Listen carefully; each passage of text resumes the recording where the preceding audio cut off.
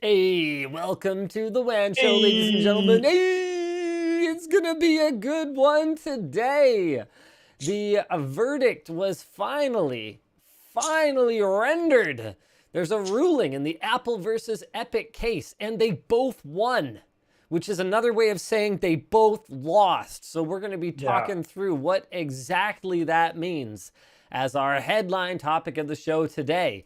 In other, maybe less headline, but certainly concerning news, privacy-based email might not be as private as you think it is. We're going to be chatting about ProtonMail removing the whole "we do not keep any IP logs" bit from their privacy policy. What else we got today?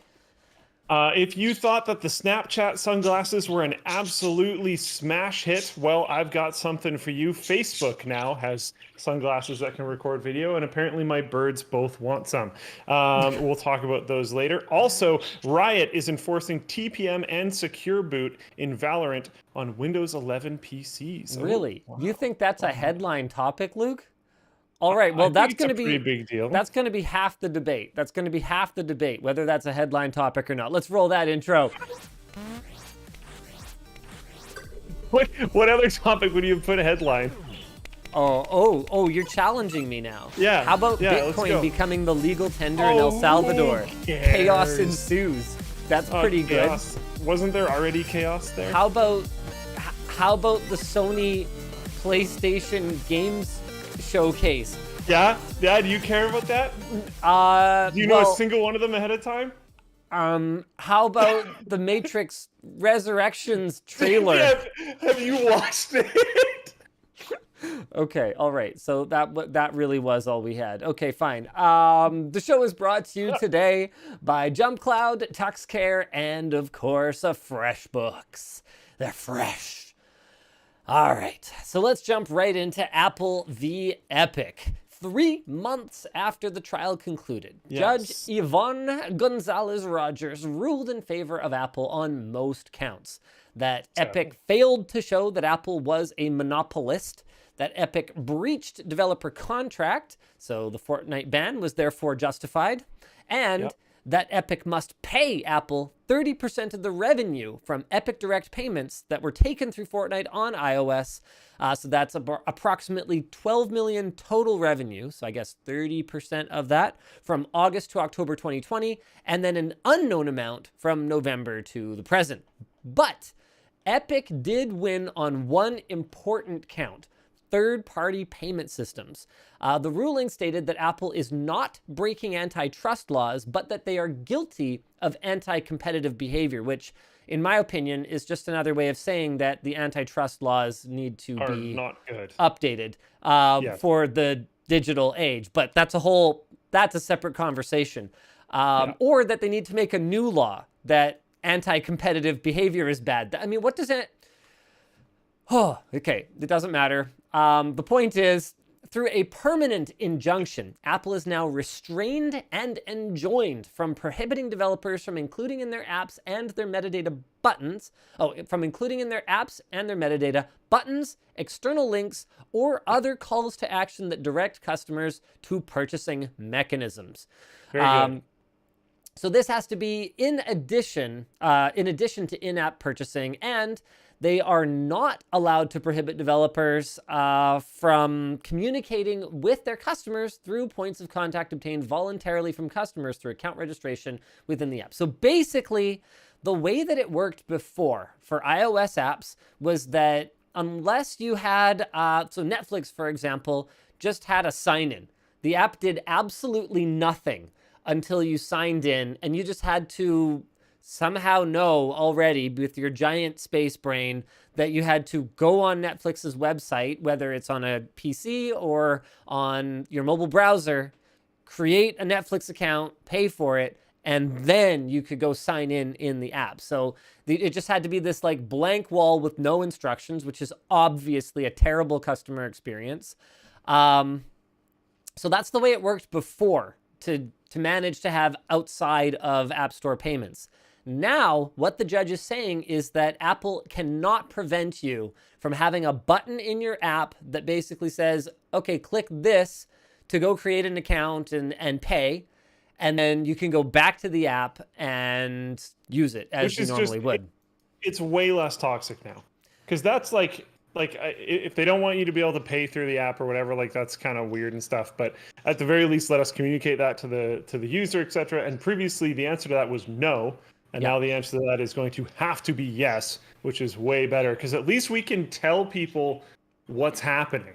That was the most frustrating thing, is people would message our support and be like, yeah, like I tried to use your app, but like it was really weird. I couldn't like do stuff. It's like, yeah, we know. There's just nothing we can do about it. Yeah. Now Tim Sweeney seems to think that this isn't a win for developers. Hold on, I was gonna jump in with something real quick here. Now, something that I don't know is how exactly this is going to be implemented. So the judge did specify buttons, external links, or other calls to action. Apple has to allow them, but that doesn't necessarily mean that Apple has to allow third-party payment services within the app itself. So it might only be a link leading outside of the app, like in Japan. So South Korea, meanwhile, has made it so that Apple has to allow in-app third-party payment services. So we don't know what this is going to end up looking like in the US. Either way, there's at least something you can do here. This is significantly better than what it was. I'm going to go through Tim Sweeney's statement really quickly, because I want to say a statement that applies to both things. Tim Sweeney said, this isn't a win for developers or for consumers. Epic is fighting for fair competition among in-app payment methods and app stores for 1 billion consumers. So I would say this isn't like winning the war for developers and consumers.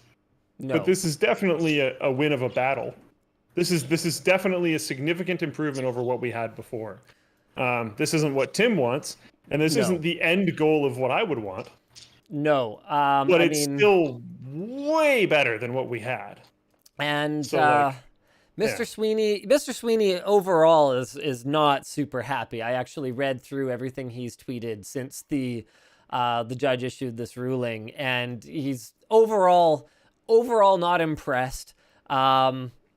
And in this, and we're in a situation now where even though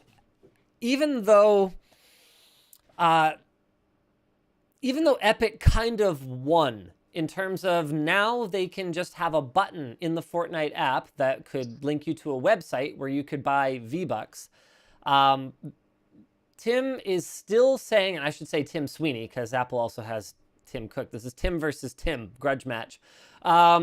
So Tim Sweeney Tim Showdown also probably recognizes that entering payment information separately from what you've already got set up with Touch ID or Face ID is a significant source of friction. And you hear the term friction used a lot to talk about getting customers from the awareness end of the sales funnel to the transaction end of the sales funnel. And the less friction you can have along the way, the better. And we've probably all done it, whether it's the friction of, a tedious, what's the word I'm looking for? Those stupid little, a tedious CAPTCHA that you have to do in order to get to the cart. Yeah, you know what? I just didn't really need that thing that badly anyway. Or your autofill for your payment information not working. You know what? Maybe I'll buy this later. And then you never do. Things like that, like Amazon. It's also the other end to talk about low friction.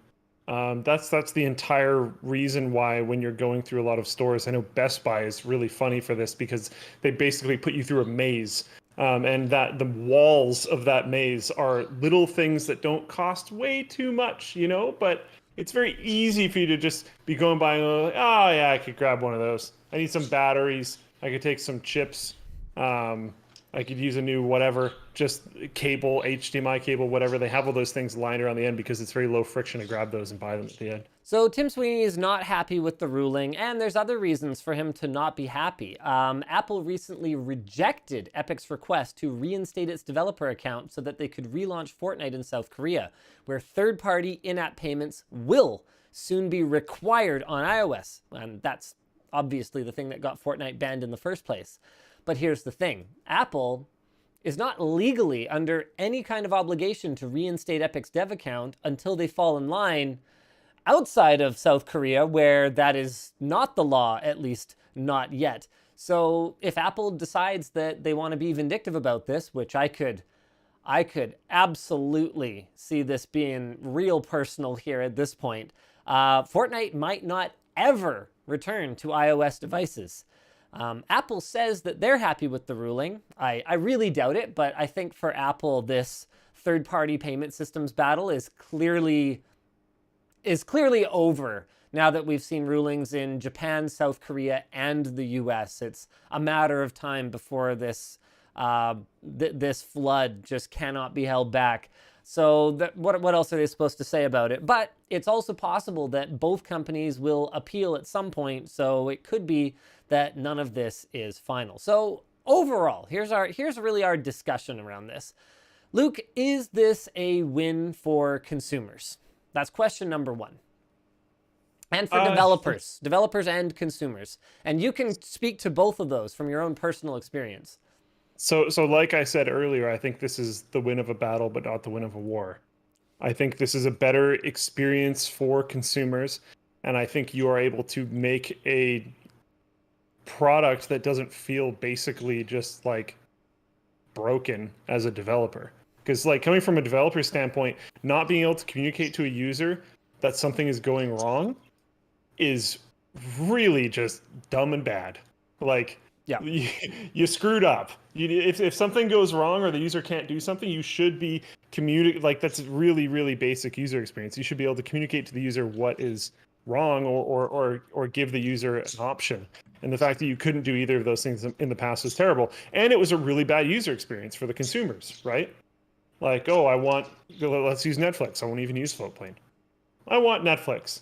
I'm a new Netflix subscriber. I am one of many people in the world that are mainly consume content through my phone. I'm going to open the Netflix app on my phone. What? Like, what do I do? Am I just not allowed to use Netflix? Is it maybe not fully compatible with my phone? Like, it's just a terrible user experience across the board. So yeah, I think it is an improvement, but I do agree with Tim that this isn't like a full win. This isn't a win of the war. Now, here's kind of the big question at this point. I think when this whole thing went down, you and I were, I think, pretty close to being on the same page that Epic was doing the right thing. I mean, fundamentally, I agree with them that Apple is, and you could call it monopolistic. You could say it's an antitrust violation. You could say it's anti-competitive.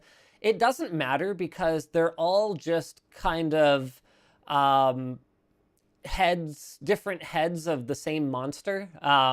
It's all a company abusing a position of power that makes it impossible for other entities to compete with them. And abusing a position of power that in a way that they wouldn't be able to if other entities were able to compete with them in a completely fair and open market. And the word fair, I used that intentionally because it can mean a lot of different things. You could make the argument that the competition that we have now is fair because someone else could just make a really great product and make lots of money and lobby lawmakers. That's fair. Well, yeah, that's like a kind of fair, but not everyone actually has those kinds of resources, and that shouldn't be, might should not make right. Right should just be right. So I think you and I were kind of on the same page that Epic was absolutely fighting a just and noble battle, but for not necessarily the most just or noble reasons. You know, obviously they had their eye on that, 30% of the money that they were just giving to Apple. There's a huge amount of personal gain for Epic going into this. Yeah, absolutely. They've tried to frame it as like, oh no, we're just doing this for everyone else. And like, yeah, if they win that full war that I've been referencing, that would be very positive for let's say they don't. Else. Let's say this is as far as it gets. Did they effectively just throw themselves upon their own sword for nothing but the benefit of everyone else? Because if they don't not intentionally, but that's probably why Tim's upset. If they don't get their developer account reinstated, they are not going to be getting any V-Bucks anywhere, even where And they still in-app had to pay payments back that are 30%. mandated, or third-party in-app payments are allowed by law. So they will get literally nothing and will have burned all of that sweet, sweet 70% of V-Bucks money that they could have taken for, I mean, years of potentially being off the App Store. I mean, Apple as an organization, to imagine that they would be anything other than vindictive about this crusade that Epic has made very personal. I wouldn't actually say that it's Apple that made this personal. Epic has made it. They've taken it public. They've appealed to their individual users to try to sort of wage a war of consumer pressure against Apple. Like, they've fought tooth and nail, and you could even make the argument they've fought pretty dirty here. But at the end of the day, I guess their opponent was fighting pretty dirty before Epic even joined the ring. So I feel like they kind of stooped to their level. But yeah, it's interesting. I appreciate the handout from the company that seems to be very happy to steal everything they can from everyone else. Thanks, Epic. I appreciate it. They like, or not steal, but like direct copy, I guess. Every time I start trying to think about Epic in a positive light, I'm like, oh yeah, they just like completely copied PUBG and then Among Us. Very cool. Maybe they're not entirely on the side of like other developers, you know? Yeah. But yeah, this was, like I said, this is a benefit for us. This is a big benefit for Floatplane. I'm very happy that this happened. It is going to be very nice to be able to communicate to our users properly about what's going on. Do I think this is going to like drive a bunch of subscriptions? No. Yeah. Do I think it's going to create some less confused people? Yeah. All right. Now let's talk about this is kind of one of the big topics of this week. ProtonMail. ProtonMail has had a reputation for a long time, actually. I mean, this goes, man, how long has ProtonMail just kind of been the de facto, private email service? Because it's free, unlike a lot of sort of private private mail services.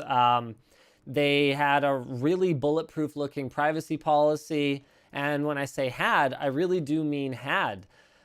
This is kind of a big deal. ProtonMail has removed a statement from their privacy policy that said that they do not keep any IP logs. So, Luke, why would it be important that your email provider not retain IP logs? Well, because if someone either broke into that service, like black hat hackers, or something of that sort broke into that service, they could acquire that data, or if they are asked for that data by some form of government entity, in both of those cases, if they just don't have it, it's really not that big of a problem. If they get broken into by some hackery boys or girls or whatever, and there's nothing there for them to take, it doesn't really matter. Right. It's a little spooky, and you got to maybe batten down the hatches a little bit, but you didn't lose anything, so who cares? Right. But if you are holding all this data, then it's an issue. Then it's there, and it could be a regulator that's going after it. So ProtonMail is a Swiss company, and they were obliged to follow a Swiss court injunction demanding that they begin logging IP addresses and browser fingerprint information.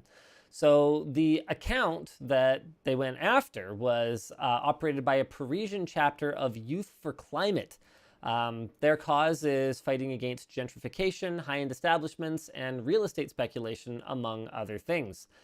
ProtonMail points out that the email contents were not handed over, just logging info, because the email body itself is encrypted with keys that are unavailable to the servers that are processing them.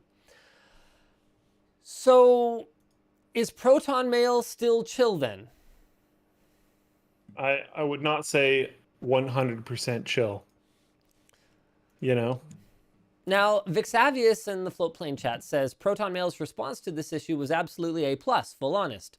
The issue is absurd. You should not use email for any kind of secure communications. I mean, okay, fair enough, but you might need to. And if people understood, at least thought, that ProtonMail was this completely secure method of communication, that was the reputation that it had. Yeah, exactly. It's been communicated that way. Now, Vixavius also says that ProtonMail cannot access your email, and you can get around this by simply using a fake IP with a VPN or with Tor. So I guess it comes down to that there is no such thing as just, one tool that you can use to maintain your privacy and or your anonymity online.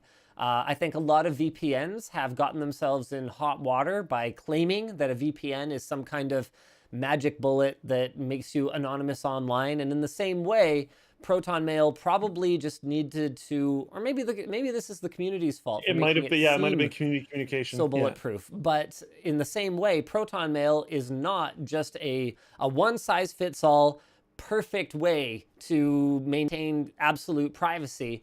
You need a combination of tools, and not just tools, but also best practices. I mean, even Tor is not enough to maintain your privacy. For example, if you will use Tor at your native resolution and you happen to be running a Surface Book 2, let me just double check what the resolution of this thing is. Yeah, okay, this one's pretty good, which runs at 3240 by 2160. It's a very unusual resolution. One of the things that websites can see is what the resolution of the display that you're browsing from is. So that's the reason that Tor will actually launch at a default small window size. And you're not supposed to adjust it. You're supposed to leave it like that, because as soon as you start giving a website any bit of information, you can start to create, like as you click through and navigate or visit frequently accessed sites, they start to look for patterns, and they can start to put together a fingerprint for you that can be used to maybe not identify you, the individual, Jeremy Smith, but to identify you and start to build an advertising profile for you, which is usually what these online services are after, so that they can send you targeted ads. There's one Jeremy Smith out there that wasn't really paying that much attention. Yeah. And then just all of a sudden is like, whoa. Sorry, I should clarify. Tor browser. Excuse me. Oh man, Jack of Gamers asks, what do you think of PIA's new multi-hop option? I have not actually looked into it, but if it's what it sounds like, then it's going to hurt latency, but improve privacy. So, hey, there you go. So overall, this is not the end of the world. You can absolutely continue to use ProtonMail. You just need to be aware that every time, and I mean every time you log into ProtonMail, you should be using a VPN, and ideally, you should be making sure that you are accessing it from different VPN endpoints. So you should, yeah. And especially if you're there's a note about this too. There's a discussion question. If you're an activist of any sort, is it time to use Tor browsers and VPNs? Can you trust anonymous email services? I would answer that somewhat indirectly by saying if you're an activist in a country that is dangerously oppressive to what you're being an activist about, I'm not going to try to make any assumptions about what that is or where you are or anything like that. I'm just talking generally. What, are you trying not to get us deleted in China? I wasn't even thinking about China, but Man, have you seen some of the stuff they've been doing lately? No, I've been checked out, to be completely honest. Mulan is deleted from the internet. The actress, I mean. Oh. Just their new thing is if you are not waving the flag hard enough, you simply do not exist anymore. It's a whole thing. Yeah. Anyway, go ahead. Don't trust anything. The question here is, can you trust anonymous email services? Don't trust anything. Layer up. Use multiple endpoints. Try to use the most secure everything you can. Pay attention to these types of things that are happening.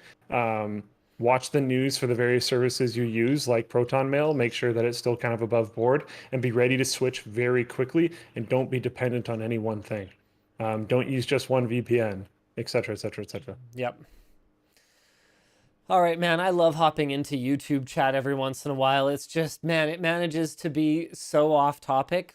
Fit tax the churches, says Fit for Flogging. Jungle Cruise Part 2 is coming, says RC. What show were you guys watching? I don't even understand. Cruise Part 1, of course. Oh. Do you want to do sponsors? Yeah, let's get those sponsors done. Jumpcloud. Thanks to Jumpcloud for sponsoring today's WAN show. Whoops. There we go. Jumpcloud is a leading cloud directory platform that makes it easier to solve today's IT challenges by unifying device and user management through a single pane of glass. With Jumpcloud securely managing your users and their devices, doing common things like onboarding and offboarding remote workers is easy, which, as you can imagine, is a much bigger concern today than it was 18 months ago. That's pre-COVID, right? Don't take my word for it, though. You can try Jumpcloud for free today at jumpcloud.com and help your organization move to a modern, secure hybrid work model.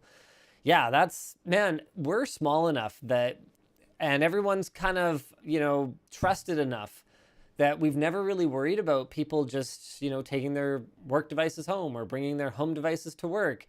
We're all also reasonably tech savvy, but we are getting to the point where we're not far away from needing to use services like this to make sure that all of our it's onboarding and offboarding is done in a bulletproof kind of airtight way, so that people can't just start poking around at stuff. Like, I have no idea exactly how much an asset like the Linus Tech Tips YouTube channel is worth, but a fair bit, I would imagine, to the point where if I was some kind of if I was a savvy and yet stupid bad actor, I might infiltrate the organization, try to social engineer my way into the credentials and then take off with it, not realizing, of course, that I literally have a phone number for someone at YouTube who can get my channel back to me in minutes if something like that were to happen. So they'd have to be both smart and dumb. But hey, do you guys ever watch those compilations of like convenience store burglars and stuff? No, I don't think so. You never watched oh my, how have you? Compilation of it? How have you never? Do you mean like the ones where they like point the gun at the guy and then like drop it on the table for him and like weird stuff like that? Like, yeah, just like the weirdest stuff that happens. I don't think I've watched a compilation of it, but I have seen a lot of them. So I don't know. Have you ever seen the one that's intercut with like Metal Gear Solid gameplay where she like climbs up into the air ducts and is like crawling through them, and then comes falling through the ceiling? Yeah, that one's really funny. Oh, it's the best ever. Anyway, the show is also brought to you by TuxCare. As CentOS 8 end of life approaches on December 31st, guys, you got to deal with it. December 31st is soon. IT teams are faced with migration challenges. That's one way of putting it. So there's little time left and many tasks to complete. So instead of wasting your weekends working a bunch of overtime, why don't you consider TuxCare's extended lifecycle support? You get 4 more years, count them, 4 more years of updates and 24/7 support for CentOS 8. So it's kind of like the end of life never happened. The TuxCare team has the experience and track record when it comes to making RHEL-based derivatives at an expert level since 2009, and you can plan and migrate at your own pace with TuxCare rather than being forced into a choice that you may regret. So don't wait. Check out TuxCare's website at the link below. Are you supposed to say RHEL or RHEL? I actually don't know. I've never heard it said out loud before, so... Me neither. All right then, cool. And the show is brought to you by Freshbooks. Thanks, Freshbooks, for sponsoring this episode of The WAN Show.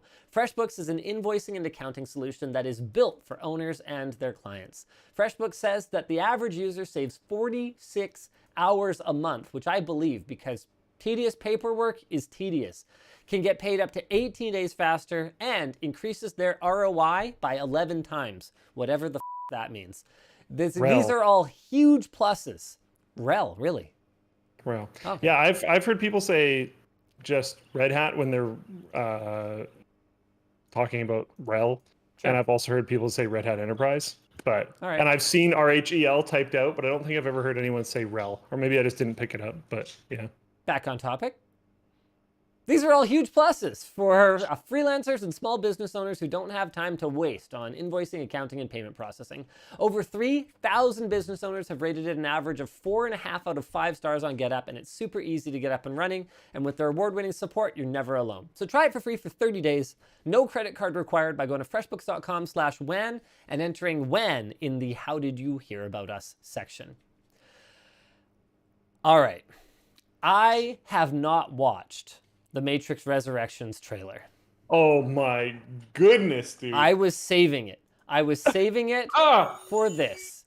So hold on a second. Here we go. Okay. I'm ready. Okay. Are you ready? Are you showing it on screen? I was going to. I guess I'm Okay, I'm yeah. gonna end up getting the stupid stream. That's what I'm Freaking- thinking. You know what? Yeah. Okay, hold on a second. This is my genius anti-copyright strike strategy. It's Hold the on a number one on second. YouTube trending right now. I got this. Hold on a second. I'm ready. Okay. Okay, I'm just gonna take this and I'm gonna put this right here. Okay, here we go. Let me know when Okay, you're hold on pressing a play. second. Right out of the gate. Can I just say that this looks really fake? Oh, it's one of the fakest looking shots I've like ever seen in a modern movie. How does it look this fake? Like I think Harry Potter and the Philosopher's Stone had better CGI. And that came out in like 2001. The worst part is I actually started this for a while and really questioned because it looks really, really fake, right? But it looks so fake to the point where I was like, is it actually real?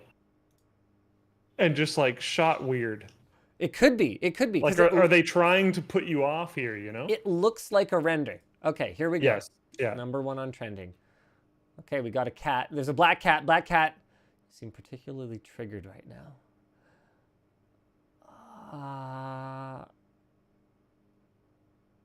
Okay. Has Keanu ever won Sexiest Man Alive? I don't know, but I feel like he deserves it. In my heart, he has. Yeah. Okay, he's in the bath. He's crying in the bath. Sup, Trinity?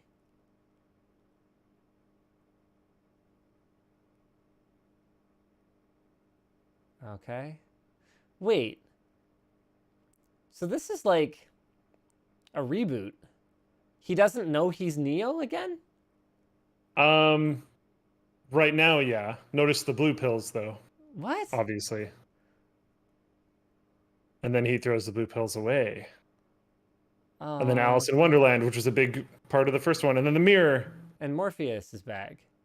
Except And you were there. And you were there. not really, because it's not the same guy. Because he dies in a video game. And they're treating that as canon. Really? Yep. Why? Who knows?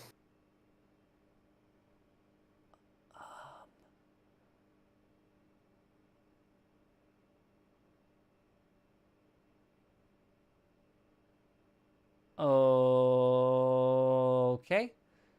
Wait. So this is just the Matrix. He has to learn about the Matrix again? I mean, in fairness, you know what? I think I'm done. I think I'm done here. In fairness,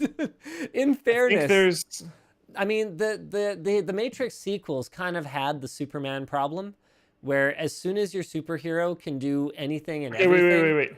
Jump back to it and jump to 2 minutes and 28 seconds. I mean, I was almost there anyway, I guess.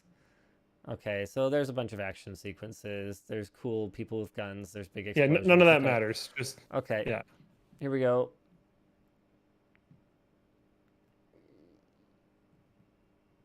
Yeah. Okay. We're going back to the future, Linus. Yeah. Yeah. I mean, okay, right. So back to what I was saying. Like, I don't personally really enjoy superhero franchises where the super is too super. I find Superman incredibly boring. I find Captain Marvel incredibly boring for the same reason, because they're basically the same hero. I think that's a big part of why Iron Man sort of kicked off the modern superhero obsession that we have, because he was deeply flawed, like really extremely unlikable for the vast majority of that movie. And that's why he's great, because he's actually just sort of like a garbage tier guy with no fighting skills, and he's like a jerk, and like he's actually really weak without his suit of armor, whether it's a metaphorical suit or a literal suit. You can kind of get into that if you really feel like it. Sure. I don't feel like it. And so Neo was inherently boring as soon as the first film was over, because he's like too He's powerful. Neo, dude. How do you Yeah. keep raising the stakes? You have to have monsters that are, literally the size of planets for him to fight. You know what I mean? Like it's boring, right? So I guess, you know what? I've talked myself into it.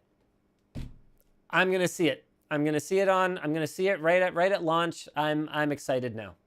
Nice. Reboot. Wait, you are excited? I am. I'm ready. You're genuinely excited. I'm ready for us to just kind of do this, but do it better, because honestly speaking, 1999, The Matrix, revolutionary at the time.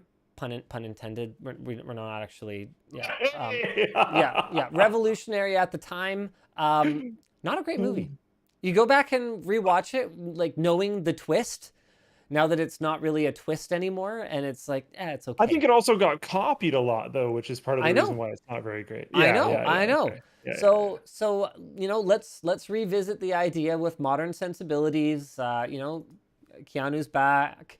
For whatever reason, a video game is canon. Let's just let that happen. I'm going to be open-minded.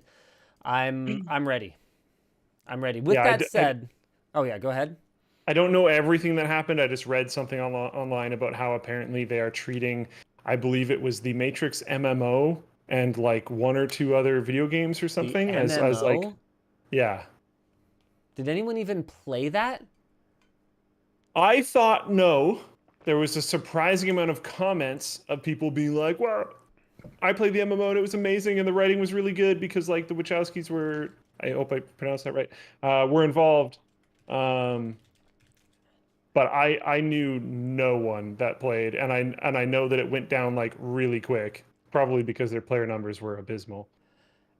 Do you know about the project where, like, I think it was one guy or something tried to like reverse engineer the Matrix Online like servers, and like tried to save as much of the game as possible, and tried to make like a is that project still active? I heard about that years ago, but I have no idea what happened with it. I'd love to. Yeah, Floatplane Chat was not super into the Matrix Online. Okay, fair enough. I'm excited to see this movie. I don't trust that it's going to be good, but I'm excited to see it in the same way. Maybe not the same way. No, not nearly as doom and gloom.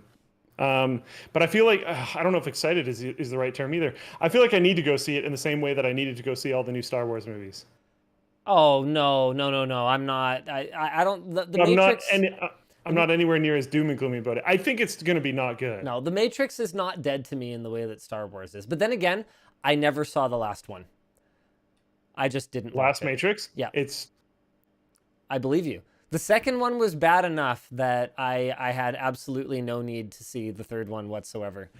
So maybe I do think that saved me. Maybe that makes it so that I can go into Matrix 4 like ready for it to not be bad.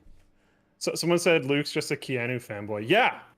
He's fantastic. And he might make the movie like acceptable to a certain degree, you know, in the same way that like they probably could have made the new Star Wars movies somewhat decent if they actually let Mark Hamill act. That would have been pretty sweet. That would have been pretty cool. He like uh, actually really can act for someone who didn't do yeah, a ton of acting work and mostly did voice acting work. He's yeah, awesome. I love Mark yeah, Hamill. yeah.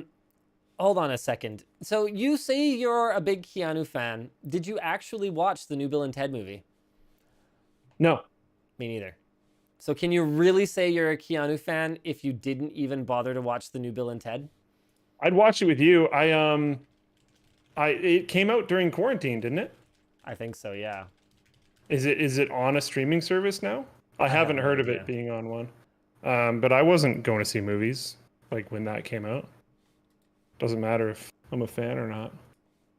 I'm also like, if I'm a fan of an actor or actress, it's not that much of a fan. I don't really like follow movies and stuff that much. Yeah, I just that's think Keanu's like pretty cool, and I like a lot of the stuff that he's in. All But right. yeah, All right, I'm ready. I'm ready for the Matrix Resurrections. Did you watch the Sony PlayStation Showcase? no, but I followed a fair amount of it. The Knights of the Old Republic remake. I am very excited for the concept. If you click on this link, you're gonna see a trailer. It's 1 minute and 7 seconds, and like, yeah, it looks cool. Except there's text at the bottom of the screen that says "not actual gameplay," and it's like the most simple freaking cinematic you could ever imagine. That is not actual gameplay and is very likely and possibly not an engine. So it just means nothing. Like, ah.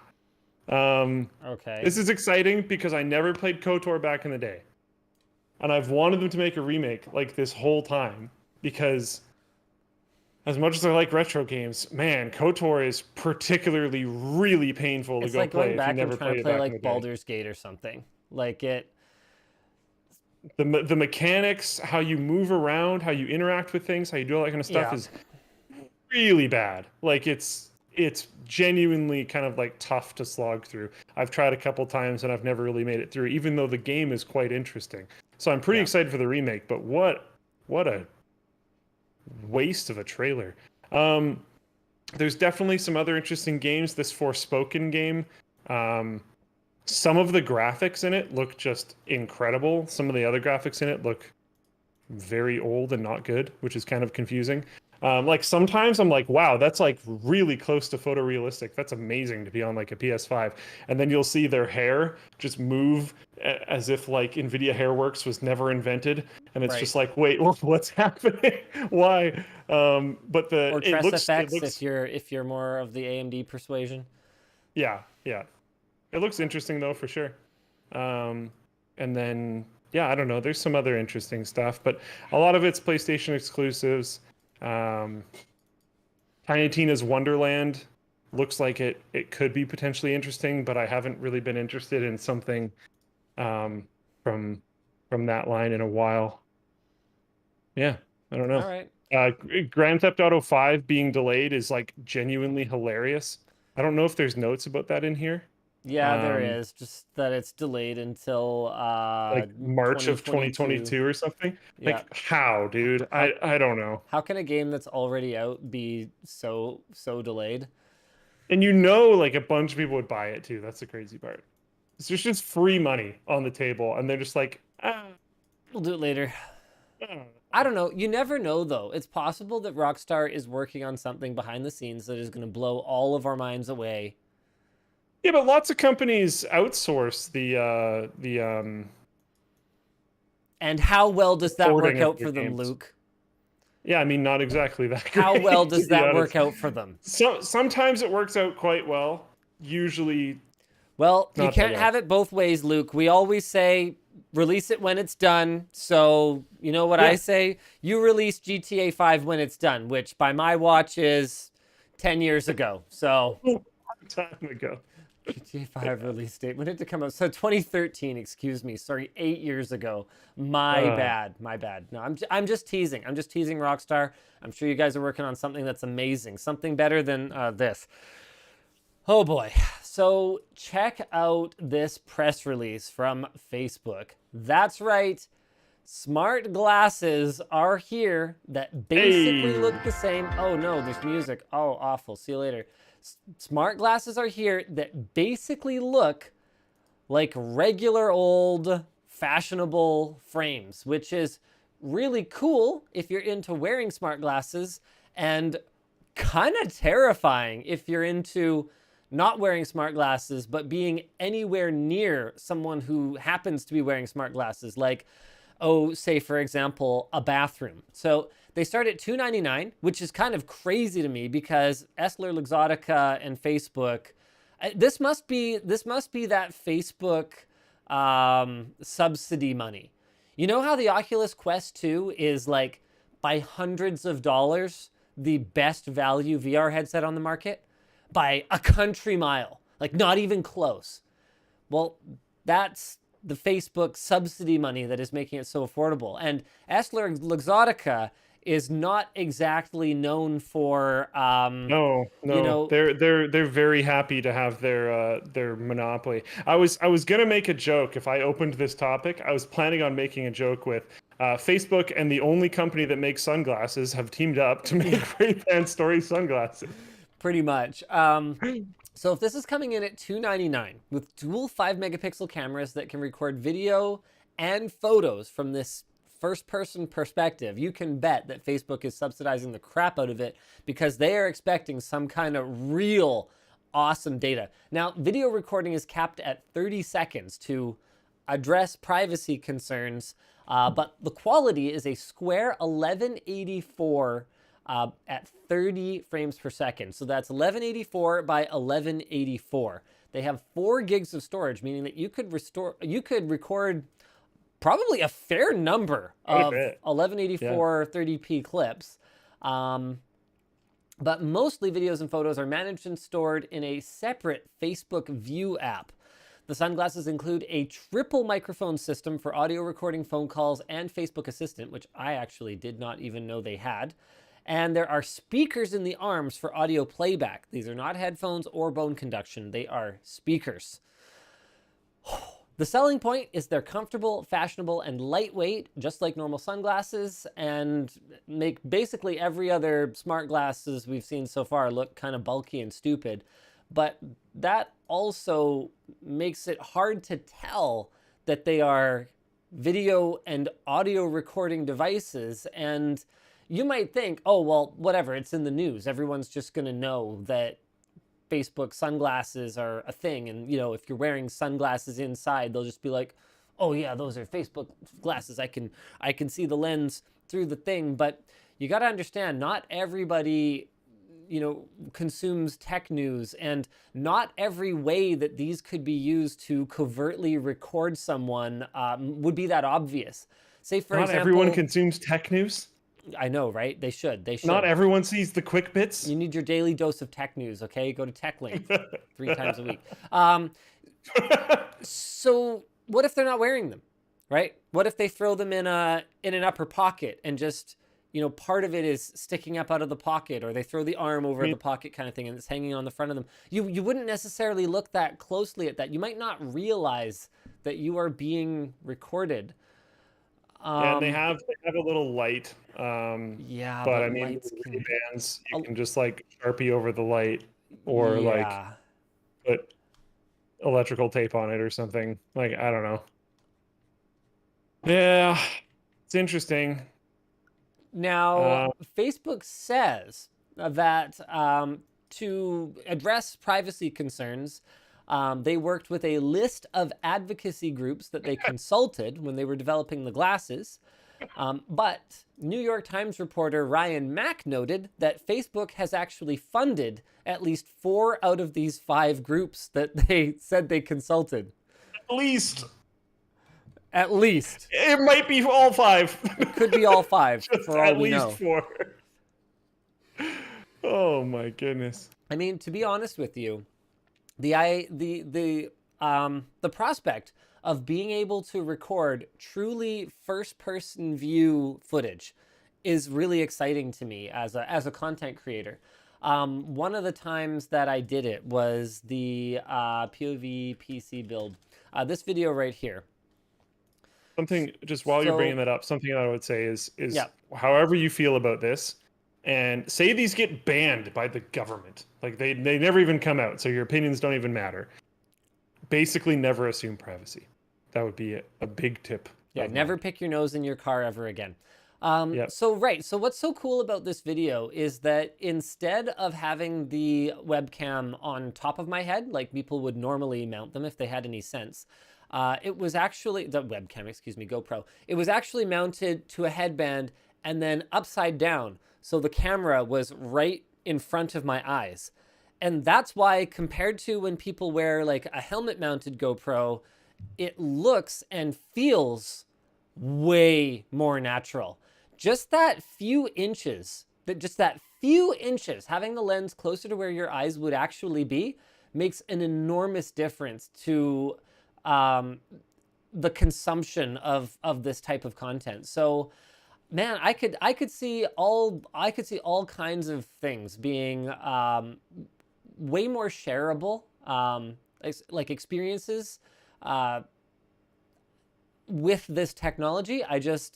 I have deep concerns. Honestly, not even the video so much, like the audio too. Just being able to, if it's got a 3 microphone array, I am willing to bet, especially based on what Facebook, like the kind of R&D that they've been doing around audio for VR, for example, I am willing to bet this microphone is pretty darn good for something that can be concealed on your body in a way that most average people would never notice.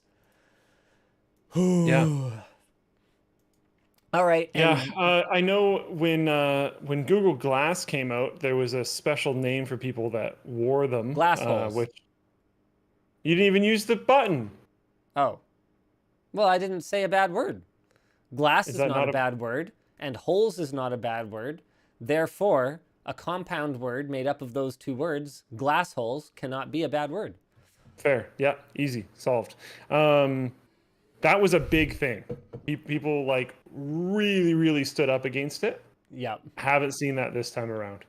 I think there's been a lot of desensitization to this type of stuff lately. And it just, yeah, I think this one might make it through. Float plane chat is just going on about porn. John Wick says it could be useful as a dash cam for riding a bike. Unfortunately not, because it is limited to 30-second clips at a time. John says, I'd be way more okay with this if literally anyone else made it besides Facebook. But should you be? I mean, would it be any better having people just be able to... They'd have access to it in some way, yeah. Oh, yeah, man. There's so much... QWERTY Sam says the arguments against these glasses are no different than phones. You know, you could already secretly record anyone you want with your phone. It is more difficult. And someone brought this up. Punit said, I've seen some disgusting stuff here in city. I'm not going to name a particular city, but I've seen a guy filming a girl from behind on a flight of stairs in public. Like, if people could do it without pulling out their phone, yeah, I don't like it. I don't like it. Good point. The Mad Maker says hackers can already make them. Yeah, that's fair, but they wouldn't be as, no offense, stylish and innocuous. All right, our last big topic for the day is Riot will be enforcing TPM and Secure Boot in Valorant on Windows 11 PCs. Now, you picked this as a headline topic. Tell me why you think this is that important. Because nothing else that was in here was really that important, and I find it kind of interesting. Because Riot, the last time they did this, they did a whole Ring Zero BS thing that people were upset about. Yep. Now they're doing TPM. I really like the idea that they are hardcore cracking down on cheaters in specifically the shooter game space. Yeah. The first-person shooter space. There's cheaters in basically everything, but cheating in first-person shooters has been really rough for quite a while now. Back when we were the youngins, cheating in first-person shooters was absolutely a thing. Yeah. But I would highly argue that it was a lot less common because it was really rough. And these days, it's very easy to the point where they will run ads on like YouTube to try to get you to go to their website. And you go to their website, you pay through a payment processor that isn't even that scary. You run a program and you're done. And you're cheating. It's not complicated. It's very, very accessible. And that has made it really, really crazy. Like almost every shooter game is just completely rampant with cheating. And like the thing that really gets me is how common it is that streamers end up getting caught after they've been streaming for a long time and have like a quite established audience. Yeah. Like it's pervasive. It's horrible. So I'm happy that they're doing something about it. It feels really weird adding any amount of tracking stuff to a computer. I do wonder at a certain point if we've been talking for a long time about how consoles are becoming computers. This topic kind of piqued my interest of whether gaming computers are going to consoleify slightly. Interesting. So rather than consoles PCifying, or I mean, it's been happening, but they'll reach Maybe peak it's a little bit of both. PCification. It's a convergence, and PCs will get consoleified. But if then, you want it to be really gaming. Yeah. Meanwhile, Valve is going full bore, full bore gaming on Linux, where I would imagine it would be more difficult to enforce. I mean, I don't know. I guess Riot could technically enforce TPM. You know what? I'm going to be honest with you. I have never even thought about whether TPM does anything on Linux or works on Linux. TPM on Linux. In Unix and Linux, the global temperature. Oh no, TMP. Whoops. There we go. Trusted platform module, Arch, Wiki, secure crypto processor, dedicated. Okay. So I guess nothing would actually prevent Riot from requiring TPM on Linux as well. We just don't necessarily have an answer to that yet. They are not enforcing this on Windows 10, which is interesting. So Windows 10 users are not locked out despite TPM 2.0 being launched years ago. So they're saying they're good with people cheating as long as it's on Windows 10 and as long as it's only for the next 4 years or so, at which point maybe they can consider dropping support for Windows 10. This is clearly a moving forward goal. Yeah. But yeah, it's very interesting to me. Cheating in shooters is absolutely a very deep problem for basically every shooter. Like it's unfortunate, but it is that pervasive. So something has to be done. I don't know if this is the necessarily solution that I would want, but at this point in time, if I wanted to be competitive in a shooter game, you'd support it basically. Maybe, yeah. Just run a different operating system for the other things that you want to do. I don't know. Have a different boot drive, do something else. Or just but virtualize. Or that, yeah. Like you can find some form of solution, but yeah, there needs to be stronger enforcement. And it's very, very difficult to do that. And I don't know how I would do it. So I haven't necessarily thought of something better than this. I mean, some of the cheats are extremely difficult. Yeah, I don't know how you would detect them because they're so close to operating as a human user would. Like they'll even go as far as to have it running on a separate machine, computer, then emulates mouse and keyboard inputs, like just plugs into the gaming machine. And it's like, okay, how do you those are detect crazy. That? There's stuff too, like this is just major design issues, but there used to be a thing in Tarkov. I've heard there's similar things going on still, but I don't know if it's true. Where you would have a completely different computer and they would be able to sniff like traffic for any lobby ID, and you could check your lobby ID while you're in the game. So you would just select your lobby ID, and then it would show you all the loot, all the players, where everyone was facing at every point in time. So you could like creep up on people and know if they were looking at you and everything. And it was running on a separate computer. Oh, wow. So like one of the ways that streamers were getting caught was you see the streamer playing and doing this constantly, but not interfacing with the chat. And they'd go like, there's one in front of us right in the corner. And it was like, okay, come on. And they would just do it too many times, and their audience would call them out. But like that's ridiculous, right? You can't catch that person. That just, I mean, that has to be fixed at Yeah, a not if they're not right. streaming. Like, there's Yeah. there's no way to know. Yeah, that has to be fixed at a design level. But outside of that, Hey, you're getting accused. You're getting accused here. Twitch Plays Dion me? says Luke sure do know a lot about hacks and cheating. Sus. Yeah, I'm you can check my records. I'm not good enough for that, but That's fair. That's fair. I would be doing better if I was cheating, I swear. But I mean, it was so rampant in, I don't know, these days I haven't played Tarkov for a little bit now. I haven't been playing the new wipe, but it was very rampant a while ago, and this was like brought to light by a lot of the community. There was a YouTube stream. It wasn't live. We were able to figure that out pretty easily. So they were trying to like spoof it as live, but it wasn't live. But there was a YouTube stream that was basically just constantly up for a super long time,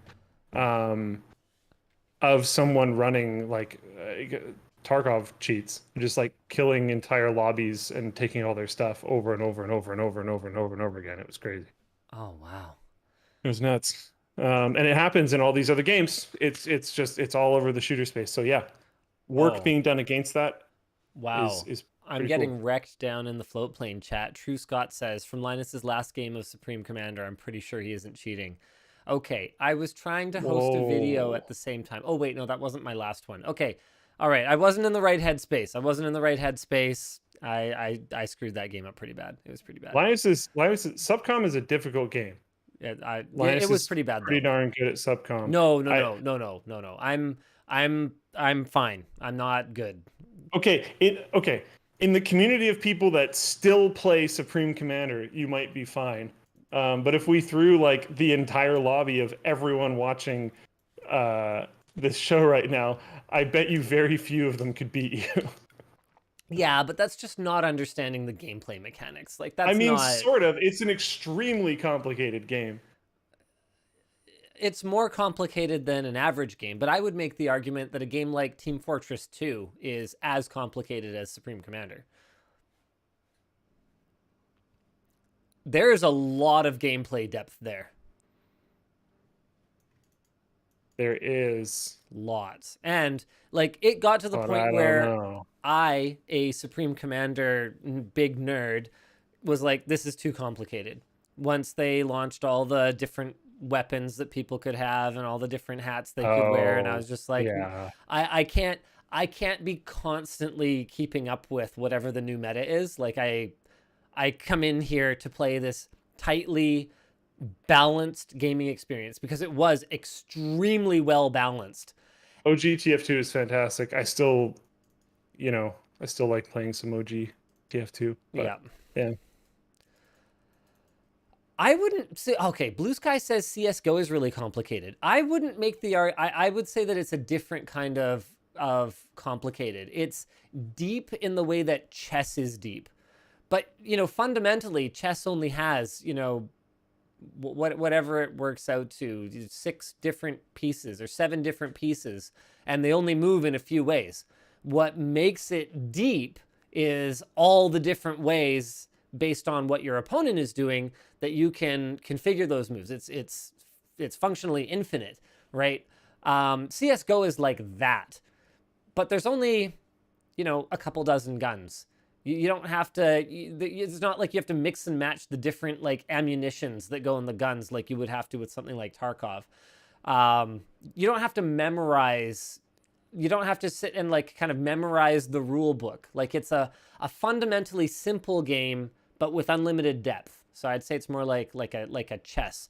Whereas I would compare something like TF2 with all the different weapons and all the different hats and all the different maps and all the different game modes. It's closer to something like a D&D where you basically have to study for 2 weeks to have any hope of recognizing the thing across the battlefield from you and having any idea what it might be trying to do. Do you kind of follow me here? Does that make sense? Yeah, I think with how the economy works and the varied build orders and the map strategy differences and stuff, Subcom is quite quite crazy, I would say. And this Whoa. comes from someone who, and someone in the chat just said, and then there's Eve. And I was going to say, and this comes from someone who played Eve for quite a while. Subcom's like its own beast. Now, hold on a second. Hold on a second. Did TechIngredient just make a thermal paste? I need to order this. All right, we're gonna have to do this. I'm messaging Alex right now. Okay, we're gonna review TechIngredient thermal paste. Man, we're gonna have to make sure we do it up right. Dang. All right, we got to get through some super chats, and I think that's pretty much it for the show today. Frosty Dog. Which broad term identifies anyone impacted by a business, including but not limited to stockholders, employees, and customers?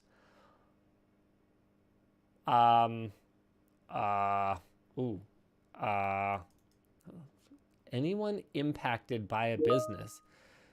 I don't know. Oh, shoot. Oh, no, wait. There's a really important news item. Where is it? Where's the link? LTTstore.com. Okay, guys. Wait, huh? The page is broken. Nick, hello? Okay, there's a new product. Apparently the page is not up yet. I will provide the link soon. It is going to be the one and only, or rather, there will be 69 of them. But we are doing a limited edition lanyard, okay? It is, I believe it's the one that I'm using. You guys might not have noticed, but I don't just have the regular pink lanyard. The text is actually in green thread. So it's a Lambo edition. Only 70 of them were made. The one in my pocket and 69 more. It's going up on the store. It's going to come with a limited edition sparkly Lambo sticker. The link works now. There you go. Here's where it is. Sparkly Lambo sticker and a certificate of authenticity. Okay, these will be hand signed by yours truly. This is number 1 of 69. I have a whole box of them here that maybe I'll do an after party stream or something like that. I will sign them on stream so you guys will know it was actually by my hand. They are 69.69, and you guys are probably going to want to move pretty fast if you want to get one, because that's kind of how these things roll. Should we do this live, Luke? Yes. All right. Okay. Wait. Oh, it's not under the regular lanyard SKU, so I don't even have the right page open. Hold on a second. Hold on a second. Control F Lambo. All right. Well, one of them's gone already. Someone managed to get through the cart already. Actually, let's do some super chats. Aryan says, my budget is about 100,000. More than one of them are gone. Oh, are they? Yeah. 6 are gone. Okay. Aryan says, my budget is 100,000 INR or 1360 USD. Any laptop, 1,000 USD in the US would cost 1,300. Okay, my usage, After Effects with 300 timelines at the same time in Warzone. Your best bet is going to be like a budget gaming laptop. Something like a, how much is a Helios 300? Let me have a look here. Oh no, the Helios is not what I was thinking of. Hold on a second. Man, what's their, do you have any idea what Acer's budget gaming laptop is? No. Alex would know. You know what you really need to do is you need to... Nitro? Oh, it could be the Nitro 5. Yep. It's probably the Nitro 5. Okay. Here we go.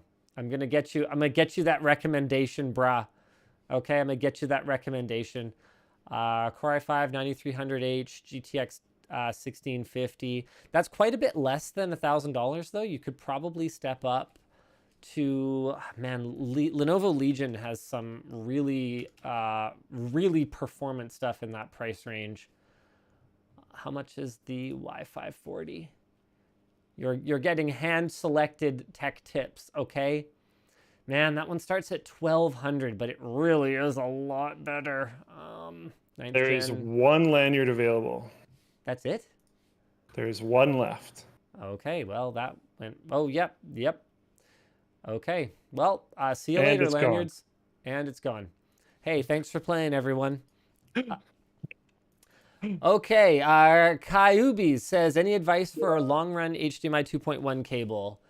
Okay, right. So the Y540, if you can afford it, something like a Nitro 5, if you don't want to go that ham. I'd say those are good starting points, and then you could find other ones kind of similar to that as well. All right, Kyubis, long HDMI 2.0 run from a PC to a TV across the room. I'm worried that directional fiber optic cables might lose features, or something gamer specific. That is a good question. Do active optical cables support things like variable refresh rate? I would think so. All you can really do is try it. Wow, what an excellent, wonderful question that now I kind of want to find the answer to. Maybe we should do like a short or something like that. Man, I don't remember the last time I got such an outstanding tech question from the audience that was just like, holy crap, that is something not only have we never made a video about, I never even thought about. Optical cable, directional VRR support, question mark. Because the thing with active cables is that it's not like a passive cable where you could have an HDMI 1.4 certified cable, and if it's just a short run, it'll work fine at HDMI 2.0 or 2.1 speeds.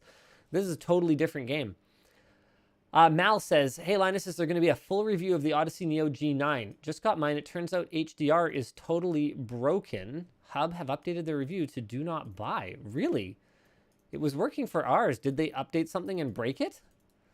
Okay. Looks like we've got another really good request for video. What is Odyssey G9 revisit? Non-sponsored? So we had some trouble with HDR when we did the sponsored video, but it was only because we had a second non-HDR display connected, and that caused some problems that, as far as we can tell, were the fault of Windows, not the fault of the monitor. So I'm going to have to definitely have a look, and we'll see if that's maybe something that got broken by an update. Red Wolf says, hey, I took your advice and took my 3080 back to Micro Center. They took it back after hearing about gigabytes in difference, even though it was past the return date. Got a 3080 Ti FTW3 Ultra instead. Hey, thank you. Hey, no problem, Red Wolf. Florian says, would you consider reviewing a VR haptics suit, like the BH Haptics vest and add-ons, or is that too niche? I would love to know if and which parts are worth it. Man, it's not really our jam, but I mean, you asked so nicely, and you did send me 20 euros. I'll at least consider it. I'm putting this in the list, which is also known as an email to myself. VR haptic suit review. All right. Okay. Wow. It looks like half the super chats are just kind of questions and stuff like that. Spaceman says, hey, thanks for telling me to switch from AT Jank to rack mount. As a thank you, we have named our 20 bay monster Anthony, decided by poll. Hey, nice. Pierce says, want to buy a Ferrari wheel and build a PC in it. Also, do you know anyone who needs just one Ferrari wheel? Like a wheel? Like from a car? Not like a racing wheel, like an actual wheel? I don't think so. I think I'm good. You should get them to send it to you, and you should build a Ferrari wheel PC. It's been done. There's been some wheel PCs done before, but one from an actual Ferrari could be kind of cool. Angelus000 asks, when will the LTT screwdriver be released? We are hoping we will hit this calendar year. We've solved most of the problems, and we are almost ready to go into mass production. I'm really excited. Also, how did you get connected to Hassan Piker for his build? Just saw he was building and messaged. Seems like a cool dude. So yeah, we're going to get working on that. I should have a writer assigned to it next week. Let's see here. Administrator says, hello, dear Linus. My dear balls itch, and I've used many creams to take care of the issue. Will you ever provide a product at LTT that can resolve this? One of these days, I think we're planning to do an unboxing knife. I think you could probably use that to cut them off. That would solve the problem, but it would also create new problems. So you let me know if that's what you're into, Administrator. Did you know that Louis Rossmann made a framework video? No, I didn't. He did. Oh, what did Louis have to say about it? He made it in February. The title sounds like it's going to be really negative. Oh, But I guess it was pretty positive. The like to dislike ratio on the video was really high. Framework responded with some really good responses. He responded to Framework with this is a response to their response. Number 1, this is beautiful. Number 2, this is amazing. Number 3, this is great. Number 4, Cool. just some questions. Number 5, this is fine. Number 6, this is beautiful. So he seems very happy, which is good. Oh, well, that's great. Lewis's endorsement means a lot to me. And I actually, haven't watched the whole video. it He looks like seems happy with their responses. I he's don't made know. 3 videos. So Oh, there's wow. another Okay. one a month ago, and another one streamed yesterday with Maybe actual that's what they're hands-on with talking it. about. I guess I found the wrong one. That is awesome. And iFixit gave it a 10 out of 10 for their teardown. So guys, I shot today the video announcing that I did go ahead with my investment in Framework, and I'm not going to spoil everything. It's actually a really good video. You guys should definitely watch it. But I will tell you guys one thing that comes right at the end of the video, and that's really important to me and was a pivotal part of making this decision. Let me see if I can find it. Here it is. You put up a lot of content So recently. this is from the founder, and he says, and this is the exact words: "We do promise not to f up from a pro-consumer and pro-environment perspective, and you would be fully justified in holding us to the fire if we break that promise, whether or not you invest." So what I have committed at the end of that video is that, among other things, really, it's a great video, go watch it. What I've committed is that if they fall off this pro-consumer, pro-environment path, my breakup with them will be public, messy, and absolute. So that's my commitment to you guys. So far, they seem to be taking their mission extremely seriously, and I'm really excited to have a front seat on this crazy ride. Wan Chong says, would you consider revisiting the used graphics card testing to include real industry standard lifetime conditioning? Yes. Who should I reach out to with more info? You should reach out to the publicly available email on the YouTube channel. We do monitor that. I don't, but someone does. Mr. Cremore says, do you mother lovers sell any LTT merch locally? I want to be an LTT shill, but I'm too impulsive for ship times. We've considered doing pop-ups, but that was something we were just starting to look into in the months leading up to, well, COVID. And like getting big crowds of people together in person hasn't really been a thing for the last 18 months. So, we've considered it, but it's not something that is on the roadmap right now. Josh says, Lewis is super stoked about the framework. You should check his new community posts. I would expect that he would be. They seem to be taking it extremely seriously. Oh man, I'm not going to buy one because I'm too cheap and I have a laptop that works. But this has been probably one of the most tempting tech releases in a long time for me to personally buy, because the hardware nerd in me just wants one. Yeah. Because they're so cool. And to be very transparent, Linus is talking to you guys about investment. I have no skin in this game at all. There's no reason for me to care outside of it just being really cool. Yep, fair enough. And it genuinely just seems really cool. I am going to watch this entire hour-long Louis Rossmann video just because it's exciting. This is such a cool moment in computing, and I really, really, really hope that it works long term, because this would be awesome. If I do buy another laptop, as of right now, I don't know, it could change, but as of right now, it would be this guaranteed. And I think that's it for the show today. Thank you so much for tuning in, guys. Thank you to everyone who got themselves a Lambo edition lanyard along with the sticker and certificate of authenticity. 69 of you placed orders and will presumably proudly rock your Lambo edition lanyard. For many years, because these things never break, I finally, in order to switch to the pink one, I ditched my black one, but not because it was anywhere near showing any signs of giving up whatsoever. I love these lanyards. They're awesome. Okay, I think we're just going to roll that outro, and bye-bye, guys. Bye.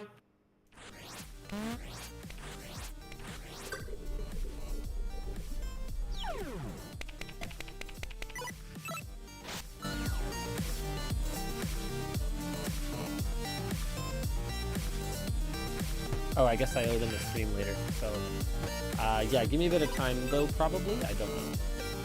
You owe them a stream later? Yeah, because I got to sign all these things. Oh.